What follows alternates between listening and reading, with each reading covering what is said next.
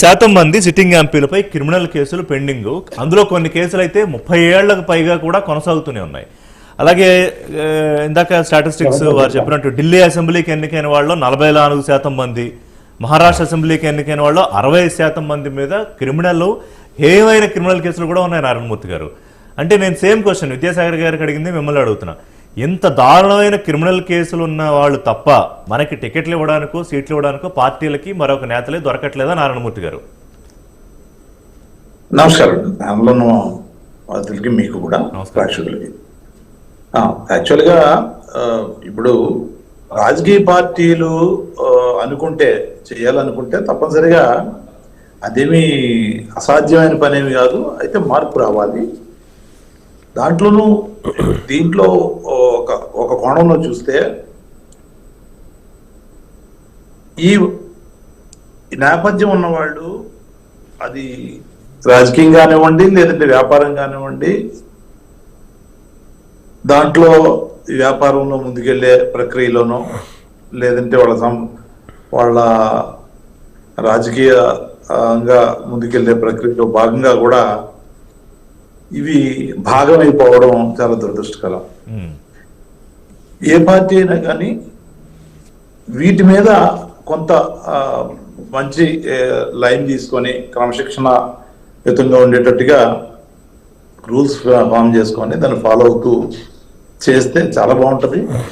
రేపొద్దున భవిష్యత్ తరాలకి ఇంత మంచోళ్ళని మనం చట్టసభల్లో పంపిస్తున్నాము అనేటటువంటిది కూడా ఒక మంచి సందేశాన్ని ఇవ్వచ్చు. రేపటి పౌరుల్ని మంచిగా తీర్చిదిద్దే అవకాశం ఉంటుంది.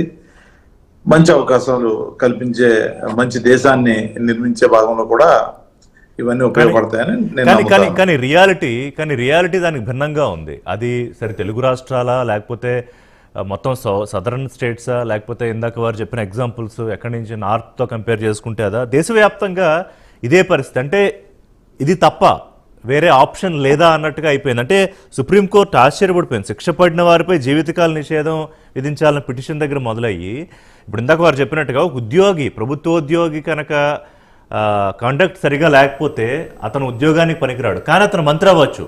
సుప్రీంకోర్టు చేసిన కామెంట్ ఇది. అంటే ప్రభుత్వ ఉద్యోగానికి పనికిరాడు కానీ కావాలంటే రాజకీయాల్లో చేరి మంత్రి అయిపోవచ్చు.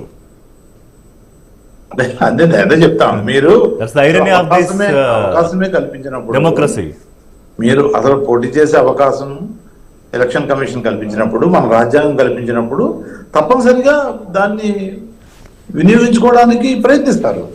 అసలు ఎలక్షన్ కమిషనే అవకాశం కల్పించకుండా ఉంటే, రాజ్యాంగబద్ధంగా హక్కులే లేకుండా ఉంటే నిజంగానే వాడు పోటీ చేయడం అనర్హులు అవుతారు కదా తప్పనిసరిగా. సో వాటిని ఫ్రేమ్ చేయాల్సింది ఎవరు? ఓకే, న్యాయస్థానం ఇవాళ ఒక స్టేట్మెంట్ ఇచ్చింది, కరెక్టే.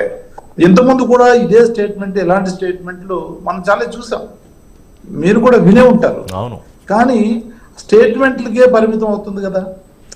స్టేట్మెంట్లకే పరిమితం ఏదో అంటే వాళ్ళు ఏదో ఊరికినే కాలక్షేపానికి చెప్పారని నేను అంటలా.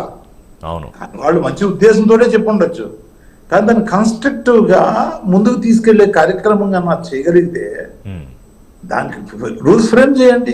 రామకృష్ణారెడ్డి గారు మీరు మంచి పాయింట్ చెప్పారు. నారాయణమూర్తి గారు మీరు మంచి పాయింట్ చెప్పారు. ఇప్పుడు విద్యాసాగర్ గారు రోలింగ్ అని ఒకటి గుడ్ పాయింట్ లేవనెత్తారు. అలాగే మీరు కూడా కన్స్ట్రక్టివ్ గా దీని మీద ఒక చట్టం చేయాలి. ఇప్పుడు రామకృష్ణారెడ్డి గారు చట్టం చేయాలి